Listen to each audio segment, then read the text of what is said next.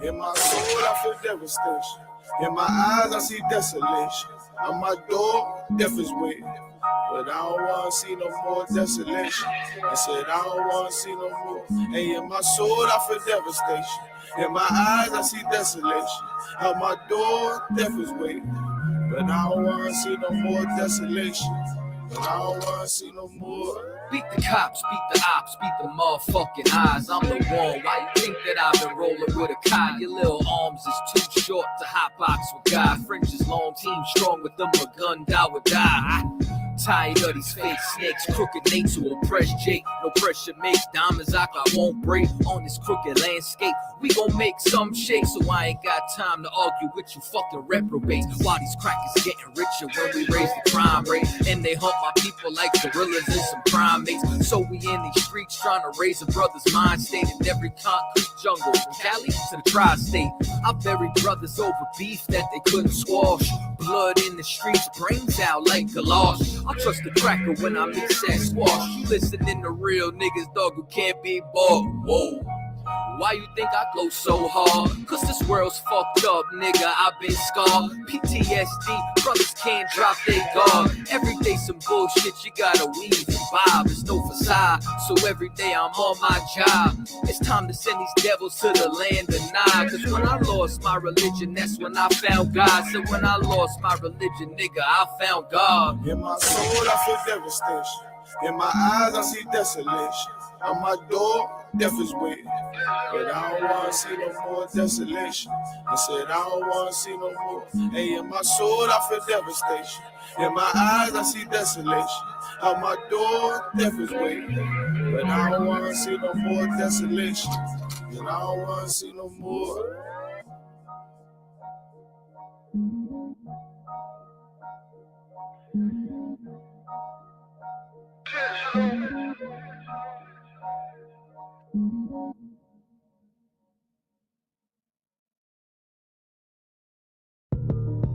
Hey, what they do, dawg? What they do, bro? You know what time it is, man. Yeah, coming out the boondocks, the ghettos, the barrios, nigga, the wood lots. You know what time it is, man. You know what I'm saying? It's a takeover, dawg. You know what I'm saying? Mr. 249, nigga, I ain't talking about the time, dawg. Yeah! The world ain't all sunshine and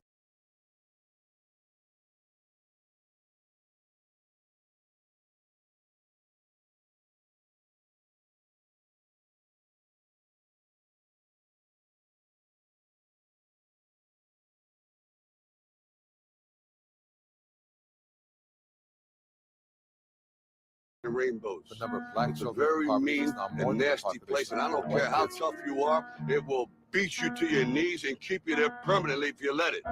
You, me, or nobody is going to hit as hard as life. But it ain't about how hard you hit. It's about how hard you can get hit and keep moving forward. I'm from a place where they don't deliver pizza and won't deliver my people, even if they call them FEMA. A place where black women say they don't need you, where everybody broke and selling dope, the only way to feed them. Shit is football, fucked up beyond all recognition. Crackers hide 2 million niggas in prison. Now move your ass over, cause I'm coming hard like Captain Mashak Garment at the 49th pass over. They already know, don't piss me off and make me grab Captain Tazari up and load him up with 17 shots of Captain Coppers and bust every round and make them connect like high-speed Wi-Fi. So don't call that motherfucking line radio. Run west. This ain't what you want, breakfast club ass niggas. We ain't seeing y'all and don't give a damn if it's all three of y'all. And I ain't really a social media nigga. I'm more of a 3D up front, say it in your face, nigga. And every man ain't a faggot, and every faggot ain't no fucking man. Yeah, you heard what the fuck I said. My speech is rude, man up or move. You can't pick and choose who you con out of one con to. In this school, you will follow the rules, no excuse, and give a brother his respect that is due. I see a church sign, I cross that shit out and let him know for sure that UPK was fucking here.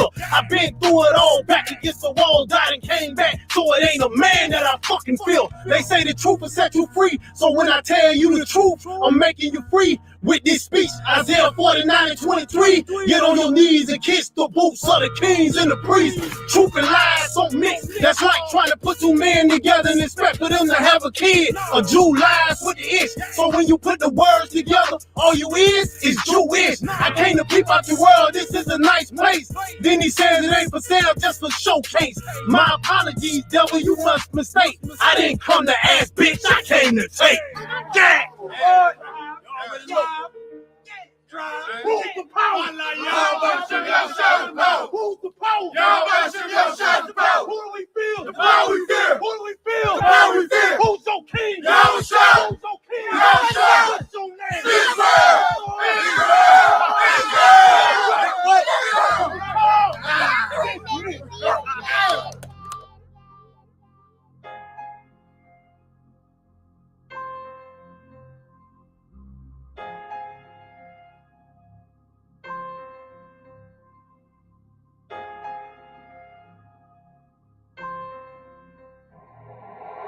I see you looking still acting like we strangers, but we blood brothers, hang each other like we fucking dangerous. Your mama's call us vagabond, so you don't hang with us. That's why I don't know you.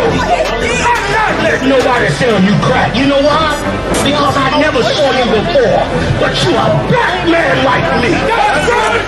And it's worth something. This is BLACKWATCH with Commanding General YAHANNA, the only man to lead blacks, Latinos, and Native Americans. God made man on this earth. The white man he made man. God made man. God wants man to obey him. Bringing you real news. We don't need a black man in the White House. We need a black man in every black house. For many years, there's a lot of black people who didn't realize how deep the racism of white America was. You ain't gonna do nothing unless you decide where you gonna stand at with the Most High. This station is now the ultimate power in the universe. Righteous solutions to issues plaguing our nation. Boy, you better wake up and see the power that is within blacks, Latinos, and Native Indians. Join us every Monday from 9 to 11 p.m. BLACKWATCH. Let the show begin.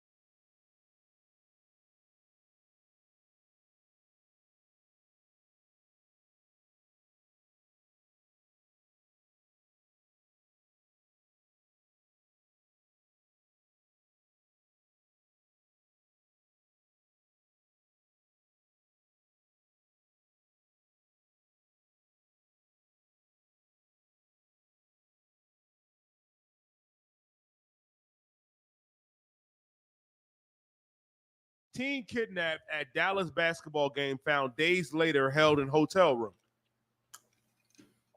Break it down, please. Khan. 6 women and 2 men. Saying no sound. Okay. Can everyone hear us? If you can hear us, let us know, all right? Let us know if you can hear us. Put up them ones. Type of 1 on the screen if you can hear us. They got it. Yep. Solid. Yediah. Khan. Teen kidnapped at Dallas basketball game found days later held in hotel room. Okay, Dallas meaning the Dallas Mavericks, the NBA game. All right, break it down. Khan. 6 women and 2 men are facing charges in the sex trafficking abduction of a 15-year-old girl who left her dad at a Mavericks basketball game. How old was the girl? 15 years old. 15. So this is another story about human trafficking, which is, a new phenomenon, I think, in the last, 5 years, 10 years, which I'd never even heard of this crime But now this crime is running rampant, Haas. Where little girls will walk down the street or go somewhere, and there's a whole organization of people that will kidnap your daughter and sell your daughter into drug-addicted prostitution. So in this case, you got what, 6 men and 2 women, you died? 6 women and 2 men. Jesus, 6 women and 2 men who all involved in a conspiracy to kidnap a 15-year-old girl and to sell her into prostitution. More than likely, those 6 women were former abductees themselves. Yeah. And now, of course, they join the person who has abducted them and go find more victims. That's Stockholm syndrome, popularized by Patty Hearst in the 70s. That also is the disease that blacks and Hispanics have in mass here in America. Continue, Yedaya. Honorable Khan, sir. Says who left their dad at a Dallas Mavericks basketball game in Dallas last month to use the restroom. The team was tracked down 10 days later in an Oklahoma City hotel 200 miles away from the nonprofit Texas Counter Traffic Initiative. Contacted by her parents, found nude photos of her on a website known for prostitution. Jesus Christ. It's like the movie Taken, Maya. Yeah. Some cat take your daughter. You got to go over there and kill everybody to get your daughter back. Go ahead. The vast difference between our oppressor and us. We go in the hood. We do a little pimping. We call it pimping. Have a couple women selling for some money, thinking, not knowing no better. Right. Our oppressor get a hold of pimping, and it becomes this. You know what I'm saying? I mean, it's a terrible thing, and it shows you cannot be a silly woman, man. Nope. You got to teach your daughters to be grave, like the Bible says. Yeah. Teach them to be grave. Yeah. Don't teach them to go to the bathroom and now make friends with everybody in the bathroom and go get high in the parking lot with some girl in the bathroom. So you got some daughter that's always looking to fit in with some crowd, always looking to belong, always needing friends all the time. And before you know it, your daughter is very vulnerable to people that want to abuse her and want to harm her. Yeah. And you're going to have to teach your daughters to be more serious, man. To be serious women. Continue. I can share a story with you. We coming back from the Passover. I drove down. We driving up. So we stop at the south of the border. That big old south of the border thing. Yeah. And, my real want to take pictures and get food. So we stop in there. It's got to be around between 10 o'clock and midnight. So my daughter, Abigail, I got to go to the bathroom.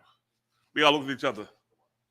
Like, oh, Lord. Because Abigail, the kind of go and she talk to everybody. I'm like, oh, Lord.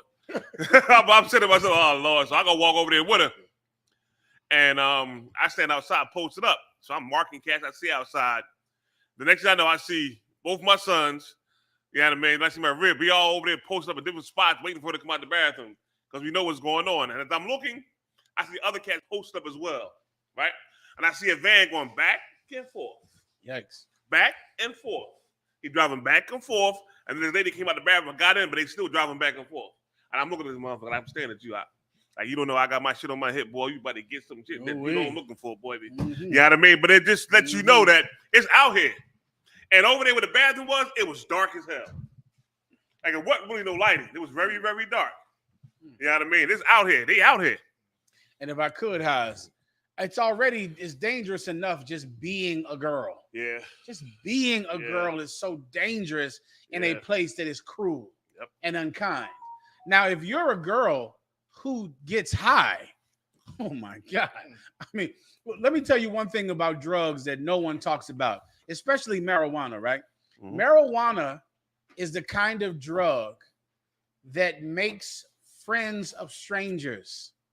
It's one of those things like if you get high, you don't have to know a person to get high with them. Nope. The marijuana itself is the thing that turns you into friends. Yeah. So you're complete strangers. You don't know each other. But the minute someone pulls out a blunt, you will literally put it in your mouth. It turns strangers into friends. Yeah. How many times have you gotten to a circle to smoke weed with somebody? You don't know them. Yeah. And you put the thing in your mouth that was in their mouth. It was just in their mouth. And I can guarantee if that same brother said, hey, let me have a drink out of your cup, you'd be like, hell no, get your own cup. Yeah. You can't drink from my cup. But when it comes time to suck a blunt, what's that gay thing y'all do? Y'all blow the smoke into their face. Not to say y'all gay, but this one does strike me as homosexual, my My aunt used to call it shotgun. Shotgun. Give him a hand. Now they take the blunt, they put it in your mouth, and they suck it, like blow it or use reverse action to put it back into your mouth. You'll do that with a stranger, with someone that you don't know. Well, if you have a daughter who's a drug addict, how hard will it be for her to make friends with the people at the bathroom? Not hard at all. Nope. It's going to be very easy for her to befriend everyone in the bathroom at school, in the bathroom at the Dallas Mavericks game, and it makes your daughter even more of a victim than she already is because she's smaller and less physical, less able to defend herself than a man is. Yediah.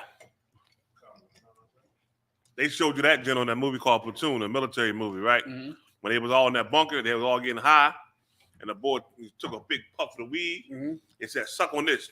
He caught the rear back, locked the bolt to the rear, and blew in it. And he sucked on the other end and inhaled all. In the damn. He blew into the chamber to blow the weed up. The boy grabbed the barrel of the gun. Up the barrel of the gun. The boy on the other hand, Charlie Sheen, grabbed the damn gun and sucked right where the damn rounds come out at, and sucked all that smoke down his lungs. This was Jim Hawkins shotgunning. Shotgun. Well, damn. Well, I mean, if I was you, I'd stop getting high. Yeah. Okay, I would recommend that you don't get high, and you have to deal with drugs with your children, man. Mm-hmm. Your children getting high, and your children learning to get high from you. If you get high, you are teaching your children to get high, and they're going to get high. The difference is you're a big grown person, and your daughter is 15 years old, and she's going to get into a car with someone because they have weed. She's going to get in their car. She's going to trust them because they have weed. She's going to end up being sold on some website. Yeah. Come on, Yediah. Connor Wakan. The girl's father immediately contacted security at the American Airlines Center when his daughter went missing, and the parents repeatedly contacted Dallas police to find the girl. Fort Berry said in a statement earlier this month that Dallas police never began an investigation and failed to make any effort to locate the girl, nor bother to obtain a photograph of her. Yeah, you better expect that. Wow. Nobody's even going to look for her. Why? Wow. Because so many 15-year-old girls run away and don't want to be found. Yep. Who can guess why? They're getting high. Yep. They're somewhere getting high with some boy. And the cops don't have the manpower to look for every rebellious teenager who wants to get high. So now, as you're saying, my daughter is being taken against her will. The cops are saying, I got 10 more of these that happened today. Yep. And this girl is with her boyfriend getting high. She doesn't want to be found. The cops are not going to put resources into finding Black and Hispanic children who really, 50% of them at least, 75% are with some boy and getting high with him. Mm-hmm. You better train your daughters to protect themselves, man. Yeah. You better teach them to be wary of strangers and not to be the type of girl that constantly needs attention. Yep. And there are so many girls that need attention like a crackhead needs dope. Mm-hmm. They need it, and this group of people will provide that attention for her. Mm-hmm. And they're going to get in the car and go with her. And when they get in the car, when she gets in the car, it will be willingly. She'll get in for what? For fun. To go have a good time. Mm-hmm. She'll get in for that reason. And then, of course, once she's in the car, her life will become the type of hell you can't really imagine. Yeah. But they'll keep getting her high, and they'll get her more and more high. And before you know it, she'll be out kidnapping other girls. Mm-hmm. Your daughter. Mm-hmm. She'll be kidnapping other children. Yep. Anything else? Go ahead. It says the team was found by Oklahoma City police after they were alerted about the internet photos by the Texas Counter Trafficking Initiative. They arrested the 8 suspects last month. A number of them had significant criminal histories. Next story.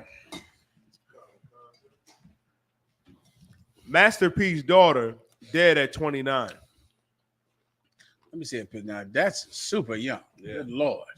Yeah. Let me see the system, man. Master P. I remember him, right? That's that rapper from when we were kids, right, Maya? Master P. Go ahead. Khan Wakan. Tatiana Miller's brother Romeo, who was with her growing up hip hop, posted a similar message. Tatiana Miller, the daughter of Master P, died on Sunday, May 29th. Her father announced the loss via social media. Insane. What was the cause of death, you know? Khan Wakan. Mental illness and substance abuse. Well, you don't die from mental illness. That's not a cause of death. But I'm assuming that they're saying that because she was mentally ill, and I'm assuming that's the reason they believe she was getting high, because she was mentally ill. That goes right into the former story out. You have got to fight drug addiction, man. If you don't fight drug addiction, you don't love kids. Yeah. So many of you look at that story that happened in Texas, and you act like those cops were cowards because they didn't run into that building and risk getting shot to save the life of children. Look at what you won't do to save the life of your children. Yeah. If you're not going to fight drug addiction, you don't love kids. Yeah. You do not love children if you're not against smoking weed. If you're not against drug addiction, if you're not against smoking marijuana, you do not love children, because that is destroying our children. Yep. These kids are going to die because they're getting high. Yes, sir. And you can't keep lying to yourself saying, I love kids, and yet you are pro-drug use, pro-drug abuse. This poor girl, 29 goddamn years old, head over some fentanyl overdose, more than likely, which is killing everybody. Mayak? And I saw some clip, I think Mariah trying to find it, where Master P was trying to tell her, because of course he's an ex-drug addict, and was trying to tell her, her and his son trying to get her into rehab. And she said she thinks she learned, and on the clip that she said she don't think she really needed, that she could change, and but they telling her, listen, I know you think you can, but you should really get into that. From my experience, it take about 2 years. They say all them counselors, they say it takes 2 years before you can even say, I think I could walk away now. I think I'm good. So they want her to at least begin start the process. That's a terrible thing, Marah. We got the footage, sir. Go ahead. Caught him one con. So obviously, she's a real bad drug addict. Yeah, man. I feel like that trip really opened my mind to see how I would miss you the most, because you were always here for me, and I just thought that that trip stopped me from wanting to ever be in Hollywood, scene with those celebrity friends. And I feel like I don't need to go to rehab. I feel like I could actually do. Caught him one con, sir. We'll rewind it right now.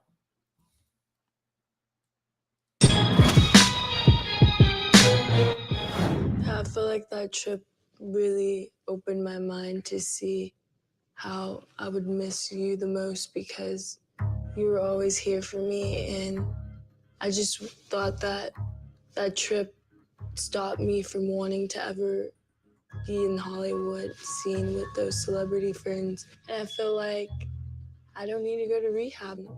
I feel like I could actually do good without rehab. I mean, you say that, Tata, but on the serious side, I think we should get some professional help just to make sure you stay on track. So let's not say you don't want to go to rehab. I think you should at least try it, because I don't want you to go back to this.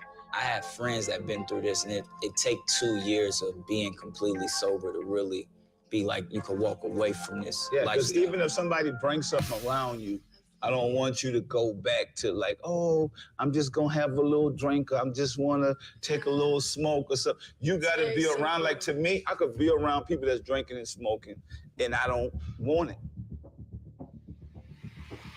I really hope that Tata is serious about making a change.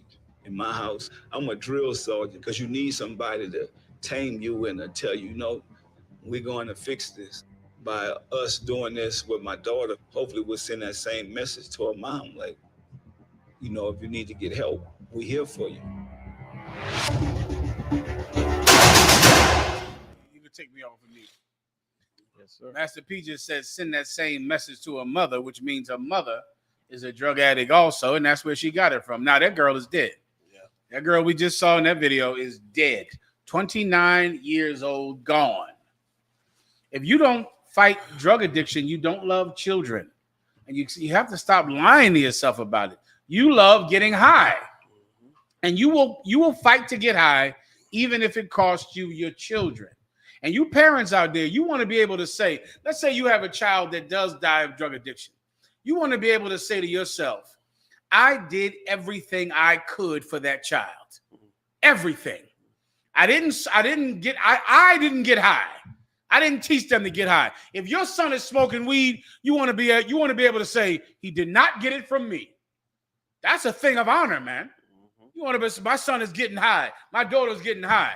Now, when they talk to your son and daughter, you want them to be able to say, I did not learn this from my father.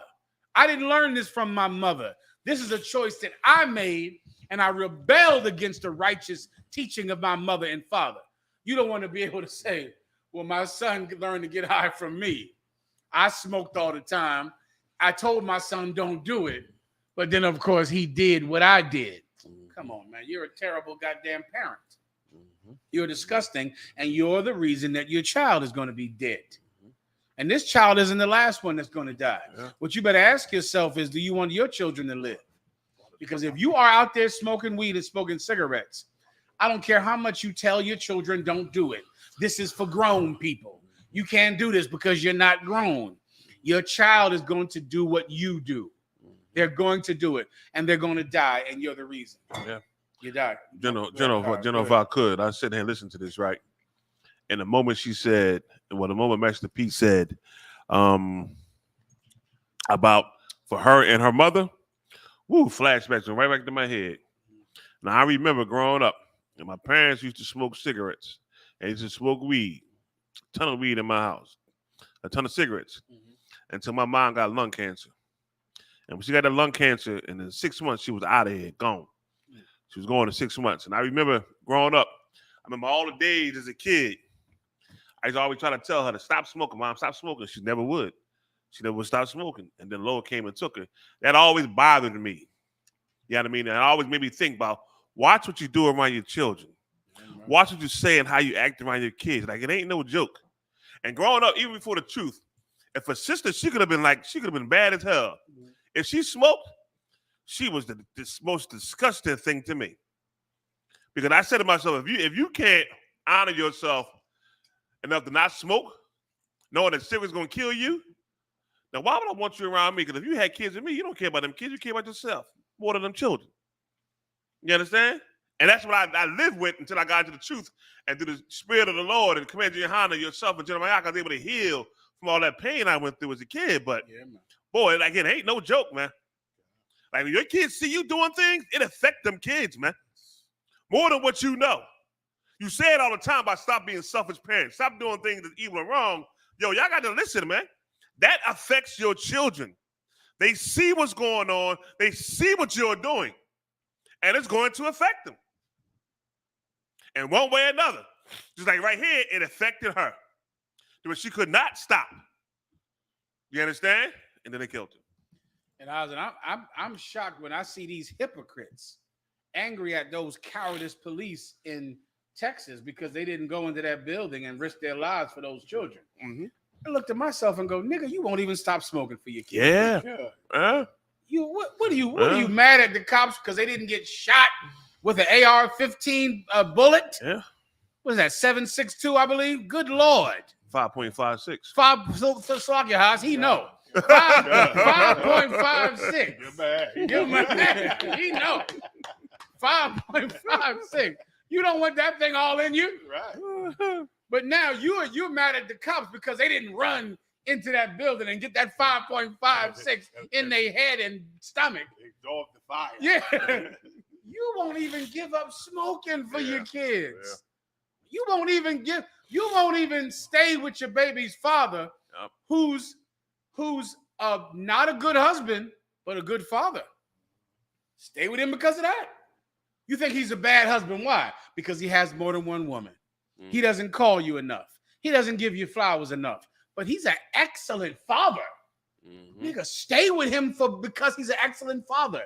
Do it for the kids. You won't even stay with him for the kids. Jen, I got something else to say, Jen. Go ahead. On this subject. I'm going to say the last part of this here. When my mom first got diagnosed with lung cancer back in, this was back in like 85, 86. And at one point in time, everybody came to my house to get high. She raised all her nieces and nephews. They was all messing with drug dealers in Southwest, the whole nine. But when she got lung cancer, my pop said, ain't nobody else coming in this house smoking no weed and no cigarettes. You know, all the ones she raised, everybody stopped coming.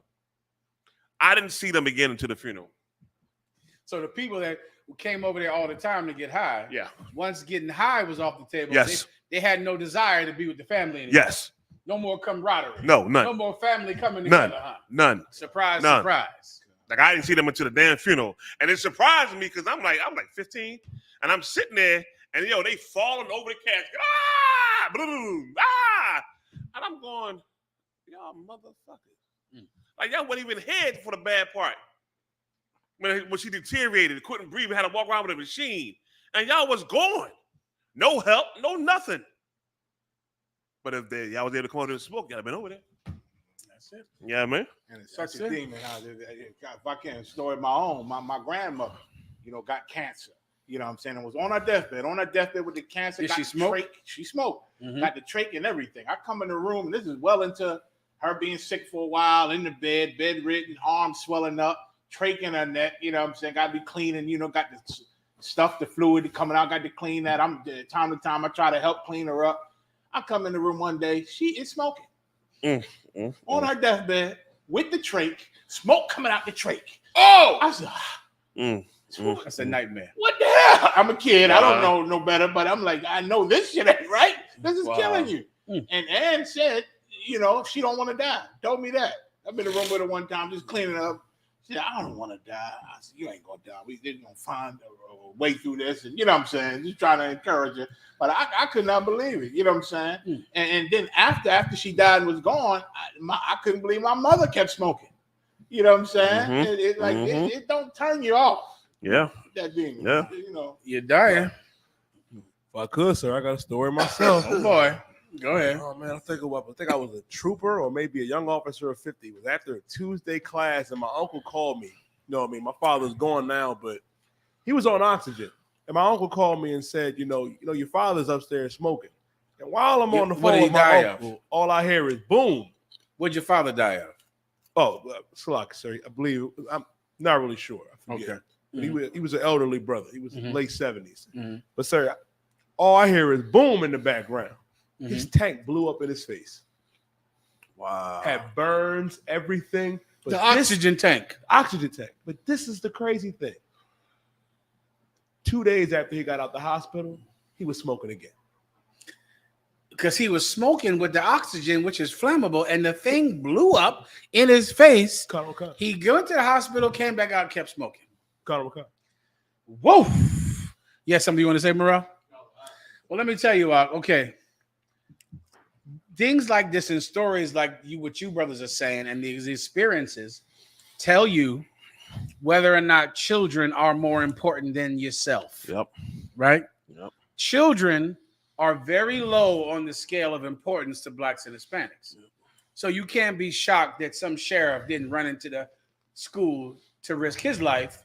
You would never risk yours for your own kid. You won't give up cigarettes for your own kid. You won't give up anything for your child. And you think about this. Oh my God. Think about how parents say they love their children. And think about how it's going to destroy the child to lose you. Yeah. It's going to destroy them. Yeah. And you would think that everyone is put with that choice. It's like, I love smoking. I love smoking weed. For you sisters, you love chasing penis on the internet. Yep. You love finding strange men to bring in your house. And you'll just let anybody babysit your kids. Sisters, call in if you just met some man and he's babysitting your child and you broke up with one man And now some new nigga is in there babysitting your kids. I've always wanted to talk to one of them, Mayak, and get like, what are you like? Break it down for me. Like, okay, he's in your house. Is there a minimum amount of time that you know him before he lives in your home, babysitting your child while you're at work? You don't know him at all. You left the baby's father and left random men who were good fathers, who were proven father figures. You left them, and now you're just letting any cat that you met babysit your child. Call it and explain the rationale to me, because it seems like that child is very low on your scale of priorities. What's chief on your scale of priority is lust and pleasure. And if you're a parent that is smoking cigarettes, smoking weed, you are declaring what is important to you, and it's not your child, because you don't even care that this child is going to lose you. Like, you know what how will it affect your child? Like, what's going to happen to your child? You know it, and you are determined to continue on your lust. And a lot of you out there too with your goddamn diets, with that diabetes. You got that diabetes. You don't take any medicine. You refuse to go to the doctor, and now you're losing both your feet and your kidneys, all for what? A candy? Soda? So now your child doesn't get to have a parent, because what? You won't go to the doctor because, God forbid, the doctor says, change your habits. You refuse to go to the doctor. What about you schizophrenics out there? You see, Mayak, how that sister said, I think I can give up my drug addiction without rehab. I don't think I need it. So many of you out here listening tonight, you have schizophrenia, but you refuse to go to the doctor and you refuse to take your pill. You know why? Because you think, I can defeat this mental problem without the doctor, without getting the medication. I can get rid of this. You don't care about children. You care about your own lust, and you don't want anything to stop you from hearing those voices in your mind. Some of you out there, you hear voices in your head, which to anyone else would be a hell to live in. You love your voices. You think your voices make you the most intelligent person in the world. You think those voices let you know about secrets and no one else can tell you about. They third eye. know about that vaccine. You know about it. Now they trying to come out with some old monkeypox vaccine. I'll be damned if I take a monkeypox vaccine. I'm just going to catch the monkeypox. That'll show him, Mayak. I'll teach Byron. I'm going to teach Byron. I'm never going to take no monkeypox vaccine. I'll teach Byron. I'm just going to catch monkeypox. That'll show him. That'll teach Byron and the government. You trust that voice, and the pill would mute the voice. And you don't want that voice muted because you trust that voice. You love that voice in your brain more than you love your children. Because, of course, you're going to catch monkeypox and die. That voice is their third eye, sir. That voice is your third eye.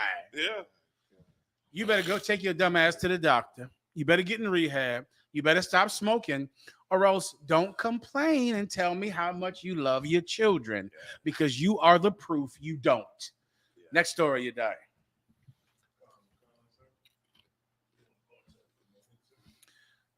Let's give Commander Gen.YAHANNA a couple more minutes. Give me 10 more minutes before Monique. What else do you have? Her race isn't my issue. I find her underqualified. I'll take this one. Go ahead. Khan. Say it one more time with the chaser. I please. Go ahead. Khan. Morehouse College gets mixed reactions after hiring a white woman as a chief brand officer and the head of admissions. Here we go, Mayak. Now, Morehouse College is one of the oldest historically black universities. And of course, they're hiring white people to do all the big jobs over there. How much does that position get paid? Who can tell me that? How much does that pay? It sounds like a made-up job for white people. I don't know what the hell that even is. But what was the job again? Go ahead. But General, if I could, admissions in the HBCUs are on a rise. A lot of them are not going to them white. They're going to the black colleges now. So this kind of makes sense now that they know they're leaving. We got to still have some kind of way to control these Negroes. Well, I think it's a little worse than that. I think that the black people that run these schools are actively trying to get white people to go to those schools. There you go, Jim. And they want white people in those schools. And this hire, though it will anger black people, it will make white people quite happy. Yep. And before you know it, these historically black universities will be white. Why? Because that's where the money is at, young man. Let me give you another place that's happening. So-called black Greek fraternities. Oh, yeah. Black Greek fraternities are trying to get all the white people that they can in those fraternities. Those classic Alpha Phi Alpha, Omega Psi Phi, Kappa Alpha Psi, Phi Beta Sigma, aka Sigma Gamma Rho. They are actively trying to get white people to join those groups. Trying hard. Why? Because those groups wouldn't even exist if not for them wanting to join white Greek fraternities. Yep. And that's what most of us who are from the streets and who are not that kind of person to go to college and to try to be the black elite or black excellence, we don't understand how really black excellence is just jealous of white excellence. Yep. Jealous. Black fraternities only exist because white people didn't let them join white Greek fraternities. Yeah. So since they couldn't join, they went and made their own. But what they wanted originally is just to join the white one. That was their desire. But white people wouldn't let them in. So they went and found a way to mimic their jealousy of white Greek fraternities. And so they made black Greek fraternities, which sounds ridiculous because you're black. And of course, not a white Greek. Well, guess what's happening right now? You're going to see, someone Google it if you need me to. I haven't Googled it, but I know I'll find it. Google white people in black fraternities. And you're going to see some damn Richie Cunningham jumping around like he's in a black fraternity. I can guarantee it. Well, black colleges are doing the same thing. They're going to go find more white people to work at those colleges, more white people in high-profile positions. They're going to publicize that they have white people coming to these schools because they want white people to come to those schools. Why? Because that's where the money is. Damn, would you rather have the money from a HBCU or from a predominantly white university? Well, someone who is in black excellence, they want money, and there's no money like white money out there. All other money pales in comparison to that. What do you have there? What is this? What's this? Give me the ones that are jumping around doing that choreography they like to do, the dance choreography. I'll take this one. What do you have here? This is from the Salt Lake Tribune. It says historically black fraternities, Utah chapter adds its first white member. And this is these brothers right here. So I can guarantee you can find stories about them trying to find them, pushing to get them. They want them. They want white people in these groups. They're looking for them, trying to find them, want them to join, because the minute that a black fraternity becomes a white fraternity, good Lord, Mayat, the cash, the bank vault opens up there. The bank vault will open up then to the people that are at the top of these universities. Some brother sent me a video that talked about the grand Cyclops. What's the name of the head of a black fraternity is called, it's a snake in Greek. Oh, basilisk. The nigga said he was the grand basilisk of Omega Phi fraternity. I said, God damn, what is a basilisk? I looked it up. It's a snake. A snake. He's the grand serpent snake of this university. Well, that cat wants white money out. He doesn't want, pennies in Harlem. He wants what white people are getting. And so that's why you see this story happening with black colleges are going to hire more white people, try to get more white people to join, because that's where the money is. You die. What you bringing out is so heavy, sir, because, you know, there's now a surge of our people starting to go back to these HBCUs. And the other side of that is, God forbid, you know what I mean, if you an athlete, you know what I mean, from the hood, and you choose Deion Sanders' school over Nick Saban, now you get accused of, you know what I mean, paying millions of dollars to those students just because they want to play under a brother. Listen, this is going to take integrity that people in the world just don't have. People in the world don't have the kind of integrity that this kind of stance will take. You've seen that with Black Lives Matter. Yep. You've seen it 1,000 times. They can't make a stand because eventually the people at the top will be bought out. Yep. The people at the top will take money and be bought out. And so whatever so-called movement you're trying to do with black colleges or Black Lives Matter or the Marcus Garvey movement or the Nation of Islam or anything you're doing, eventually the people at the top will be sold. Yep. And all of the sincere folk at the bottom will be left for Commanding General Yahanna to feed and clothe and house. That's right. Yes, sir. All right. Give me another story we missing, you dying. That football player that went and took his wife's last name. That's what we got to get up in here, you dying. Come on now. We got to start doing those stories. Y'all too intellectual. Be less y'all read too much. You some reading brothers. You got to look at that timeline and bring that in here. The timeline. Not all your book reading that you're doing all the time. We need that story, of course, okay? You know, John, I seen a caption for that story. I turned right past it. Yes, that's what we got to do in here. I was so pissed off. I said, how the hell? Scroll by I went right by. I can't look at this, man. This cat on the football field running everybody over. I mean, he was running everybody over. Go ahead, Diane. Go ahead. You know why he retired, sir? Why? To smoke weed. There you go. To smoke weed. That's right. Ricky Williams was having an amazing career, but his career got derailed because he couldn't stop smoking marijuana. So he went to India and other places to become a weed guru. And now he's married to Esau. And the picture of him with his wife looks like she bought him at an auction. Yeah. The picture is insane. Yeah. We'll do that. Mariah, you gotta show me some pictures of white people doing the black choreography dances at college. That's all. That one of that will just cap the point off. All right. Mm-hmm. Go ahead, you die next. Go ahead. Khan, NFL veteran Ricky Williams says he took his wife's last name to find balance. To find balance. I hate that term. I hate most things in life. That's just my personal preference. Yeah. Hate. Yeah. As opposed to anything else. Yeah. It's like it's gasoline. It fuels me properly, Mayak, to do what must be done for Commanding General Yahanna. Yeah.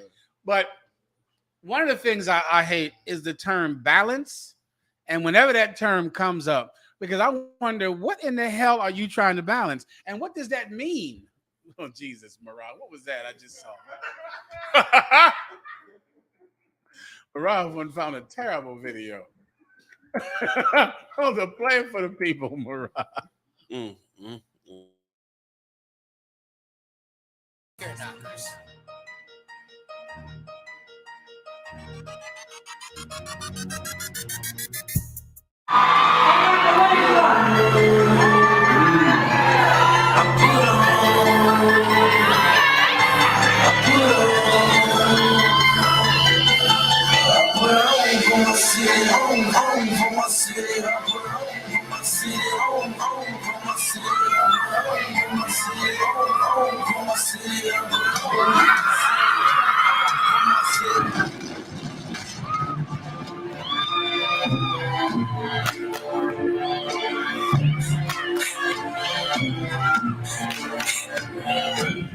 Cash money records taking over for the 99 in the 2000.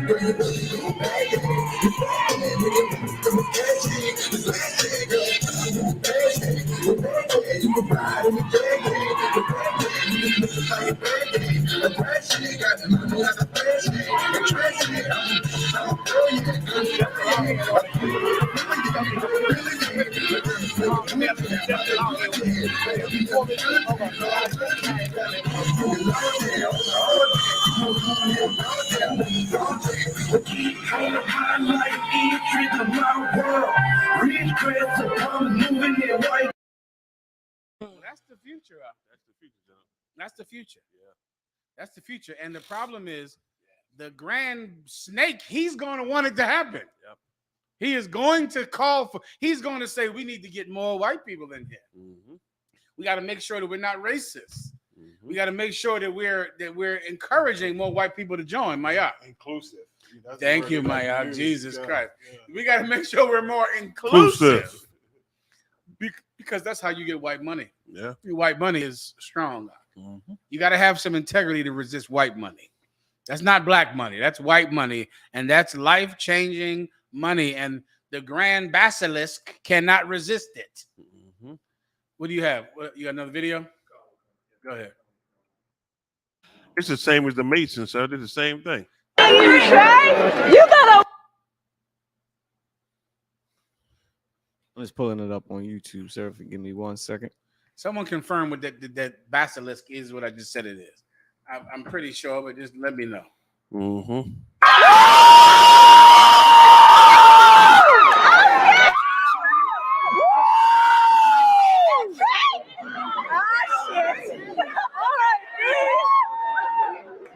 I don't think y'all understand. Here we go. 3. Let's go.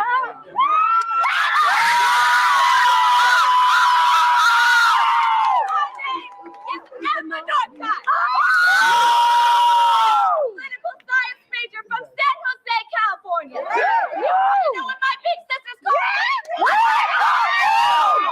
I said, do you want to know what my big sister's called me? They call me Jack of all trades. My mental quickness, my memory, my physical strength, and my encouraging words carry this line. My sisters were always there for me, so I pulled out all the stops to be there for them. That's why I became the Trey of this line.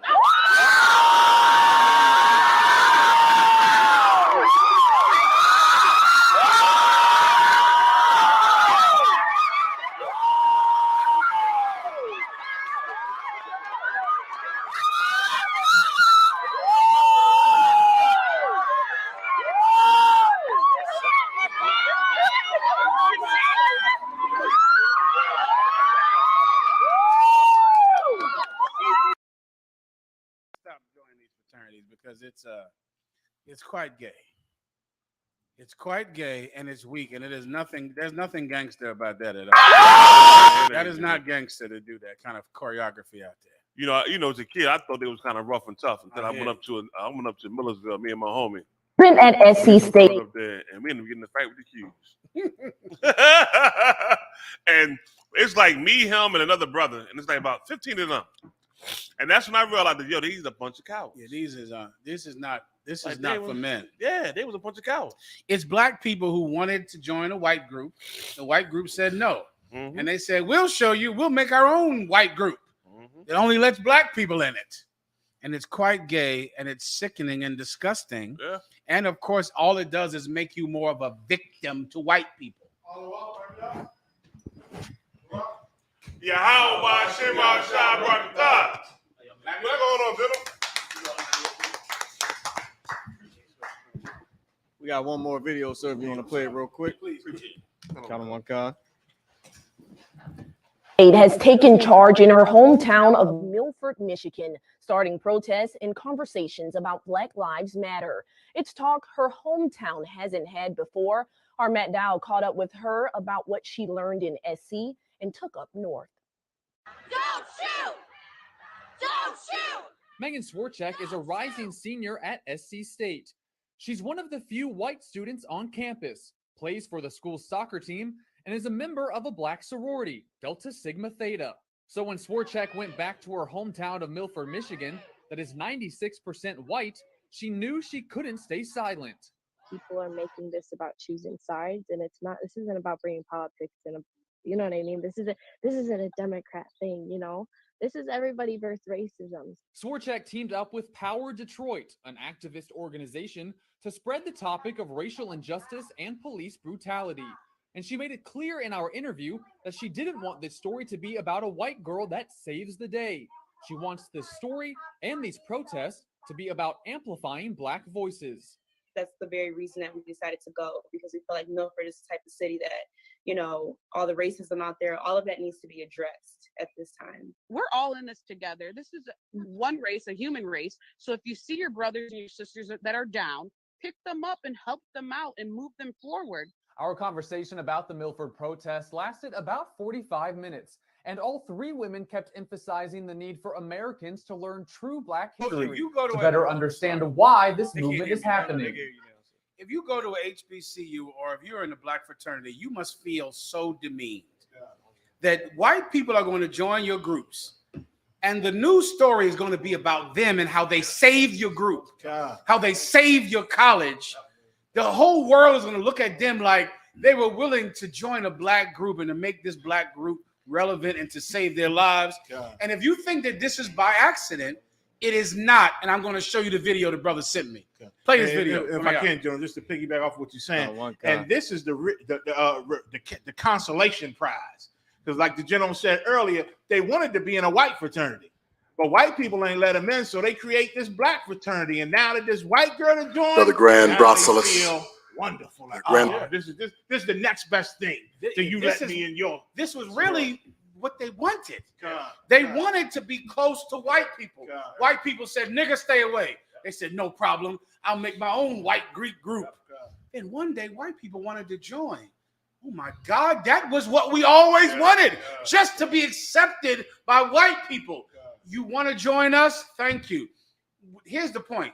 This is a plan from at the top of the Grand Snake. This is what he wants. This is what's happening.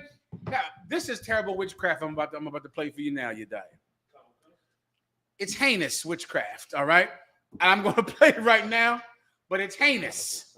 It's disgusting. Because, of course, the only way you can truly get the children of God to do something is to make them think God wants it. Play it, Marah. Another one come. From the top. Brother Grand Brocellus. Yes, sir. The Grand Basileia, all the members of the Panhandle Council, I am honored to be here. He said, I want to thank the Grand Basilisk. That's the head snake. That's the snake. No, the head snake. Thank you. It's the head. That's the head They got a cat over it. They named him the head snake. Yeah. Yeah. They know that it's coming from Satan and call him the head snake. Like that, like would show you they all the way in the left-hand side. And it's so damn shameful. There's no white fraternities celebrating that they got a Black person in the white fraternity. All the white fraternities, you seeing them come up in the news for doing blackface, for having racist songs, for, you know what I'm saying, doing racist hazing, for all kind of nigga talk. But Black people, once again, that Martin Luther King philosophy was poison to us. It was such poison to do to us. And they structured it where coming up in them universities now, not so much back then, but they're coming up in them universities now, they almost filter it with people that only want to bring unification. You had a report, or you had a woman on here earlier. If you could play her again, Marat, that woman that said, if you see some, it's all about inclusion. If you see racism, that last little video, could you go back to that for a second? Because it was vile what that sister said. Like, once again, imagine this. This is so ridiculous. Imagine if you, before you play that video, imagine that the white Jews had to convince the Nazis not to be racist anymore. Could you imagine? Imagine white Jews living in Germany saying to the Nazis, you know, it's all about inclusion. It's all about us all working together. The Nazis would look at them like, you bunch of idiots. The Nazis wouldn't respect them based on that. And brother, that's why Black people, Latino people are not respected in this country, because you trying to join the Nazis, so to speak. You understand? And it's a joke, man. It's a damn joke. And let me tell you something else. Let's go deeper down the rabbit hole. The whole reason they pushing all of this now in these HBCUs is simply because of what you see going on with Deion Sanders and others. That's the real reason. The real reason is they know that black unity is kryptonite to all empires on this earth. Black and Latino unity is the end of the world. That's right. Black, Latino, and Native American unity, and you get the kingdom of heaven is going to be set up like tomorrow. You understand? And they know this. And so now they get the most Uncle Tom Greeks to come on board, man. These Uncle Tom so-called Negroes, they come on board and bring in some form. All of a sudden, it ain't about pro-black HBCU now. Now, all of a sudden, it's all about inclusion now. It's all about coming together now because they wind them niggas up like a damn top. And remember, we just did a report about a month or two ago about Howard University and how they were celebrating them Africans and pushing them now. And now the more we push, and this is at the same time, let me just say this to all Israel. At the same time, this is absolutely beautiful. It is so beautiful. When you go back and read about Christ and read about him on them streets and read about him blazing up in them battles, at the end of them speeches, him and Peter and Paul, at the end of them speeches, it always explains to you some people was with him and some people was against them. Go back and check your stories. It's always that way. It was that even in the Old Testament. It was that day with Elijah and Elisha. When before he called that fire out of heaven, they was two sides, right or wrong. That's why he had to do the miracle, because they was on both sides trying to decide. When you see that, thank the Lord for that. Thank the Lord that the black and Latino community and Native Indian community is not focused in one direction, because we was focused in one direction a minute ago. Don't hate them. We had all these stupid ass cliches. God love everybody. Jesus ain't got no color. Don't hate the player, hate the game. All kind of no snitching. All kind of dumb, stupid cliches that kept us all in one mind like good slaves in this empire, and it all rooted in that Martin Luther King philosophy. But now, through the grace and mercy of the Lord, using the internet, coming with the force of the power of the Lord and the prophets bringing on this word, division is coming among us. And that division is excellent in the black community, man. It's excellent in the Latino community, because it means that everybody's not just going along with the program. People are thinking now, and now's the time to think. And here's what everybody's missing, man. You got the I.S.U.P.K, the complete understanding of the Bible found in a small sanctuary the Lord gave you. We ain't that small no more, but we trying to, we still small comparative to the world. Damn right. But that small blessed sanctuary the Lord gave you the keys on how you could get out of the situations that all of these people are pushing on us. I don't care what it is. Abortion, interracial marriages, different sexual identities, gun control, whatever we dealing with out here, they got to argue over it. We can bring the knowledge of the truth, and guess what? And really change everything. This is a good step in the right damn direction. And let me tell you something else, if I could, last point, y'all. Them stinking ass Greek fraternities had so much honor. So much honor, man. You understand? I remember young men coming in the truth over the years, and they would raise up their arm, or they'd be out there on the field with us training. And brothers, some of them brothers would raise up their arm and have a branding on their arm. Let's don't forget that. They'd have a branding on their arm, a goddamn black man in the 20th century, and you got a branding on your arm. And I would ask them too, where you get that from? Oh man, I was in a Greek fraternity, man. It was part of the ritual of the Greek fraternity. So some of these fraternities, I don't know what they doing now. Now I'm gonna tell you, I don't even need to know. I don't even need to know. I can tell you what they doing. They pushing homosexuality out through the goddamn roof. About it. They pushing it. You damn near not. After a while, you won't even be able to get in the Greek fraternity unless you are willing to go across all sexual lines. You don't have to be able to go, because it's all going to turn sexual, because that's what Satan wants anyway, because it compromises your soul.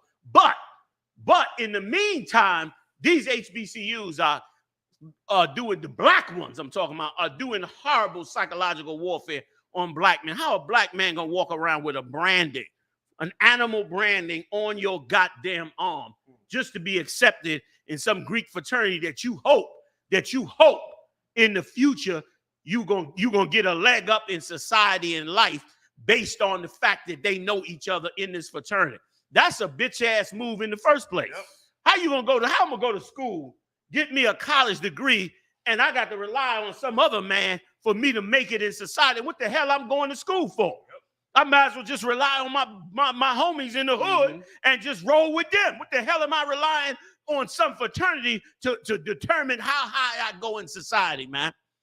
What you don't know is that fraternity is determining how much you're going to take on the philosophy of Martin Luther King. You watching the slow fall of these HBCUs, man. That's right. That's why the I.S.U.P.K, man, this school right here, this is home base for blacks, Latino, and Native Indians, man. Sir, can I show you a video? Get down. I got to confirm everything you just said. If I don't show the video we just cut off with the Grand Basilisk, right? Because he's going to bring up the children of Israel. The king snake. Student at SC State has taken. Let me just explain. This cat is going to, now you see how white people are joining these groups, sir, right? He is at the Grand Conclave, which is like a big meeting, like I guess it's their Passover, or when they all come together and meet. And he's going to say how black people are celebrating the fact that the fraternity is all black. But I'm telling you, we should change that, because the 12 tribes of Israel had other tribes. And we can't just be all about slavery. We can't just be all about the color of our skin. And that's this cat trying to bring in white people using the 12 tribes of Israel. Yeah. Please play it for Commander GEN.YAHANNA, please. This is shameful.